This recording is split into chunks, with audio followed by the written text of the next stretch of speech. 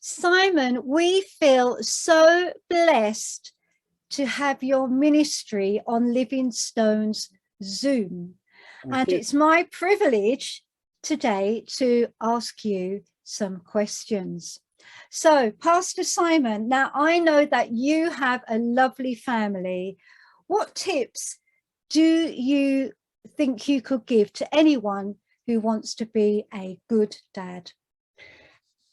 Really, Jeannie, there is a lot of them that I could do, but I've just chosen 3. Okay. Not to take up the whole time. and the first one, I think husbands need to respect their children's mother, their wife, in front of the children. You know, they need to see that dad really loves mum and respects her. I mean, Ephesians 5:25 says, husbands, love your wives as Christ loved the church. And I find that so challenging because Jesus died for the church. He laid down his life. And as husbands, we're called literally to lay down our lives for our wives, to put them first. And so I think to show respect for your wife in front of the children is very important. Yes. Especially as some friends of mine, the husband quite often will say to his wife, oh, for goodness sake, shut up. You know, and although they've not got young children anymore, in front of children, that, you know, it doesn't teach them good manners.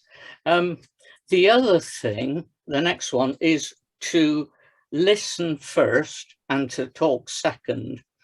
And that's something I've had to learn because I tend to jump in with advice or with a comment without listening first.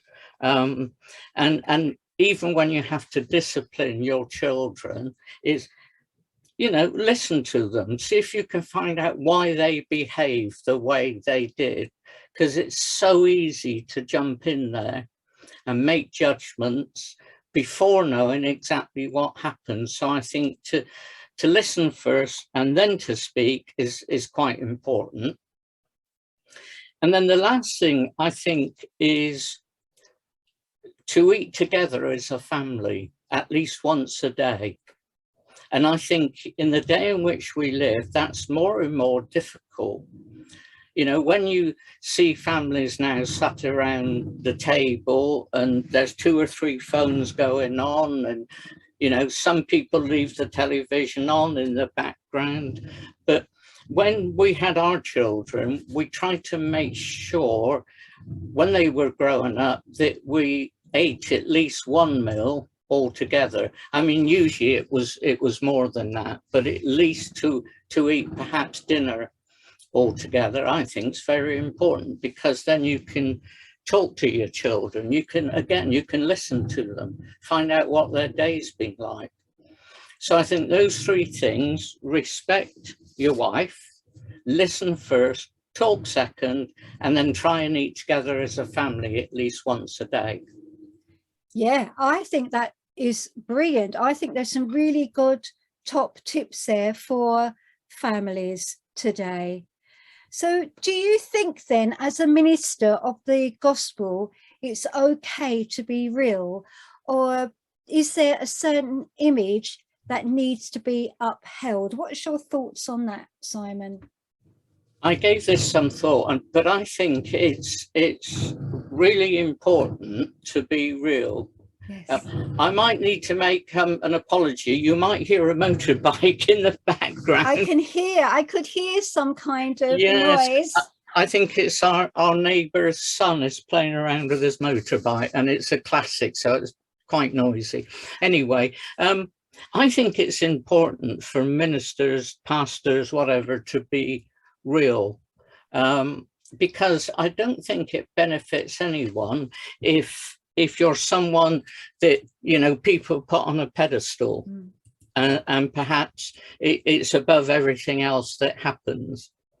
I mean, they used to talk about the minister being 6 foot above contradiction, when they used to have the pulpits, you know, up on the wall in the old Church of England buildings.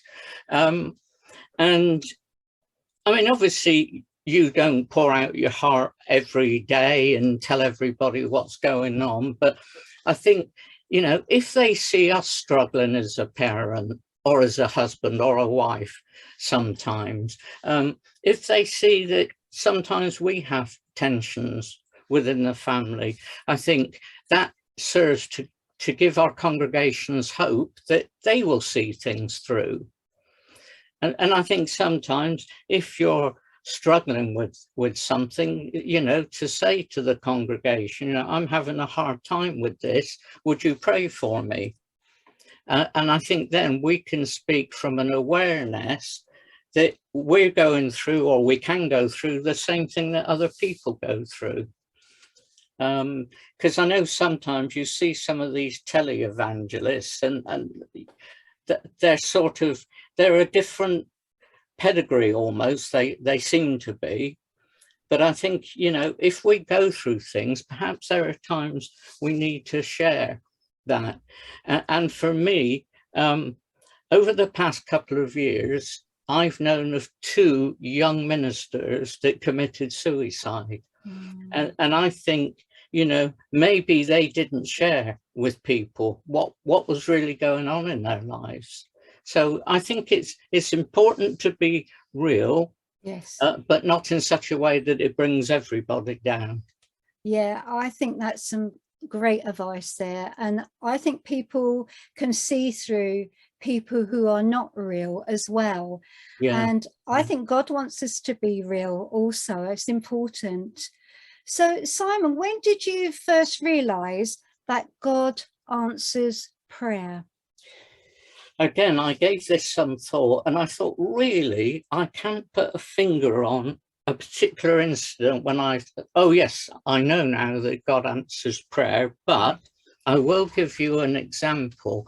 I became a Christian in 1978, and probably within the next year, I decided I wanted to do a correspondence course with one of the Bible schools. But I realized at that time I didn't have sufficient funds to pay for it. So I prayed and I said to God, look, Lord, if you want me to do this course, could you see to it that, you know, I've got the means to be able to do it? And I actually got a refund from the tax man. Amazing. And that refund covered the course, but there was just a small amount left over. And me being me, I thought, well, hang on, I told God how much it was going to be, but there's still some left over. And then I realized I had to send a stamped addressed envelope to get the course in the post. And it was exactly the balance, was the exact amount to pay for a stamped address envelope.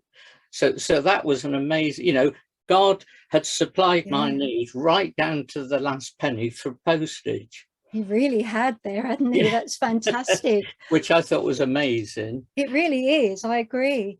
What about those people who feel their prayers are not answered? What would you say to them? Because sometimes our prayers are not answered, or they're not answered in the way we think they're going to be answered. What would you say about that? Do you think God answers our prayers? I think you're right, Jeannie. I think there are times when God answers, but not in the way we expect. I think there are times when God answers our prayers quickly. I think there are times when God will answer our prayer, but basically he says, wait, because perhaps he knows something that we don't know. Exactly. You know, and something that might be down the line that we will have to deal with first. And I think because God knows what's good for us, I think sometimes the answer is no, because it's not his best for us. And I think too, particularly, I think the ones that people struggle with is when we're praying for somebody that's sick, and they don't recover, they die, you know, they go into the presence of the Lord. Yes. And in the end, I say, well, I can't give you an answer, as to why that happened. All I know is God is in control. He knows what's best for our relatives and friends. He knows what's best for us. And one day we will know exactly why these things happened. You know, I remember an old gospel song, and one of the lines says, now let me just see. It's gone now. It'll come to you. Yeah, it happens, doesn't it? Basically, it says one day you will understand why. Yeah. Further along, you'll know all about it. Further along, you'll understand why. Yeah, I think, yes, sometimes, Simon, we can look back on our life and think, oh, God did answer that prayer. As we look back, you know, not in the way I expected, but he did answer it. Exactly. And like you say, God wants the best for us, doesn't he? Yeah, for sure. So how then do you think people can be content in their normal run of the mill of their jobs? Yeah, it is difficult when you feel that you're doing something, maybe not being appreciated. In fact, just yesterday, I had a very long message from a friend of ours, and she was basically saying that she's got a new job. She's had it for a few months. She's been up to Manchester. She has to go to Belfast, working from 6 o'clock in the morning till 11:30 at night, getting exhibitions ready, and feeling that she's not appreciated.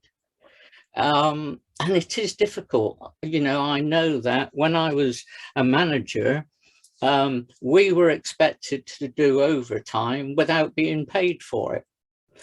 And then I came across a verse in Colossians chapter 3 and verse 23 that says, whatever you do, work heartily as for the Lord and not for men. And it took me a long time to realize that. And I had to get to the stage where I realized that whatever I do, even if it's something I don't enjoy, God sees and he knows what I'm doing, and I need to be aware of that. And I think one of my, many years ago, I came across the writings of Brother Lawrence, The Practice of the Presence of God. And he was a monk in a monastery. And he says this: we ought not to be weary of doing little things, for the love of God, who regards not the greatness of the work, but the love with which it is performed. So he says, everything I did as though I was doing it for God himself. Because his first job in the monastery was repairing the brothers' shoes. And you can imagine that could be a bit stinky at times. Yes. But from there, he went into the kitchen, which he didn't completely enjoy, but he wanted to be able to know that God was with him wherever he was. And he began to say, I'm doing this for God, not for the brothers, not for myself, but for God alone. Yeah, what a good attitude as well. I have had to come to that place myself, and sometimes you don't feel appreciated. No. But as you say, we do that for the Lord. And the thing is, the Lord does see. He really does, and he knows. So what is your second favorite Bible verse? Do you know, the verse that I really, I suppose I would put it second. There's just so many of them. But this one leapt out at me many years ago now, and it comes in Colossians chapter 1, verses 15 to 20, which is called the Christ hymn, because it's glorifying Jesus. And Paul says, and he's speaking about Jesus, he says, he is the image of the invisible God, the firstborn over all creation. Because that reminds me that if I want to know what God is like, I need to understand what Jesus is like. I need to know him more. You know, because he said it one time to some of his disciples, if you want to see the Father, look at me. You know, so Jesus reveals God to us. And so to me, that verse says, okay, if you want to get to know God more, you need to get to know Jesus more. Yeah, that's a great verse, isn't it? For sure. So how is your fractal art going? Because I know that you're really into that. And have you done any new pieces lately? Could you show us some, please? Yeah, well, the interesting thing is, I did some especially for this interview. So I'm just going to share my screen, and it's a very short slideshow. I think there's about 4 or 5 pieces. And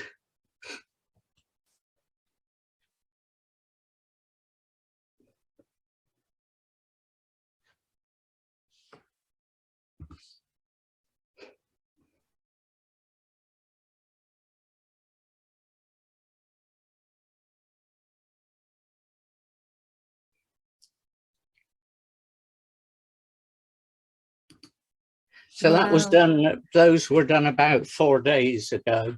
Thank you for doing that for us. I have to say, Simon, they look absolutely beautiful, and the colours that blend so lovely together there. So how does it work, fractal art, really? Well, they're all done, it's all based on mathematical formulas, but you don't need to know the formulas. And yet, I mean, some people that do fractal art, they write all their own formulas. But there are so many apps that you can download now where you don't really have to know the formula, but you can mess around with settings. When you find something you like, you keep it. So that one, the one that I used to make those, is available for iPad. Wow. And it's called Frax, F-R-A-X, Frax. Oh, there'll be some people looking into that. Yeah. And apparently when Stephen Fry first saw that app and played with it, he said it made him weep. Really? Yeah, yeah. Amazing. And I haven't gone back to it, but I've seen an article that I must read that talks about fractals revealing God. Wow, that sounds interesting. Something I got to look at. We look forward to hearing about that some other time. So what place do you think then art has in our lives? Well, again, I mean, Paul says to the church in Corinth, 1 Corinthians 10:31, whatever you do, do it to the glory of God. So whatever we do with our intellect, with our art, our spirituality, is all to do with glorifying God. And I mean, I really go back to the Old Testament, and when Moses was given the instructions for building the ark. Yes. And you know, the ark and the tabernacle in the wilderness, none of it, it wasn't just sort of plain, you know, put together furniture, you know, IKEA or self-assembly, and you ended up with screws missing.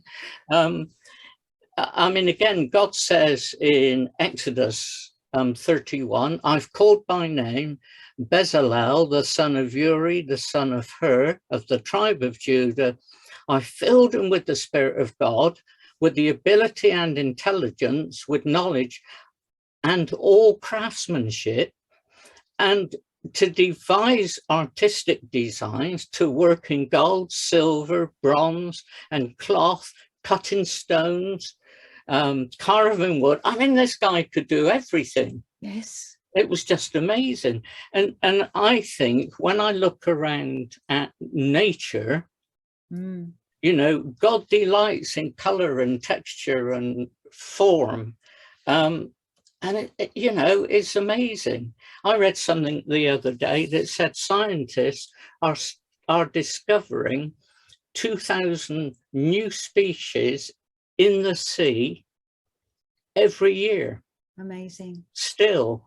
And yet God knows all about these things. And you know, I see some of these, I actually follow a lot of accounts on Instagram that are photographers, and especially wildlife and birds and animals. And I just see the glory of God in creation. And what we create, we can do to the glory of God. So I think art is important. I totally agree with you there. And I tonight will be looking out at those beautiful clouds and the color Yeah. of the sky going pink and that lovely apricot color or that gray color, Yeah. you know, and you see the moon, and it is just amazing, God's creation. And I am sure, Simon, there is a place for art in our lives, as you say, and so beautifully put it today. So thank you, Simon, for joining me for question time today. Thank you, Simon. Thank you, Jeannie. God bless you. Bless you.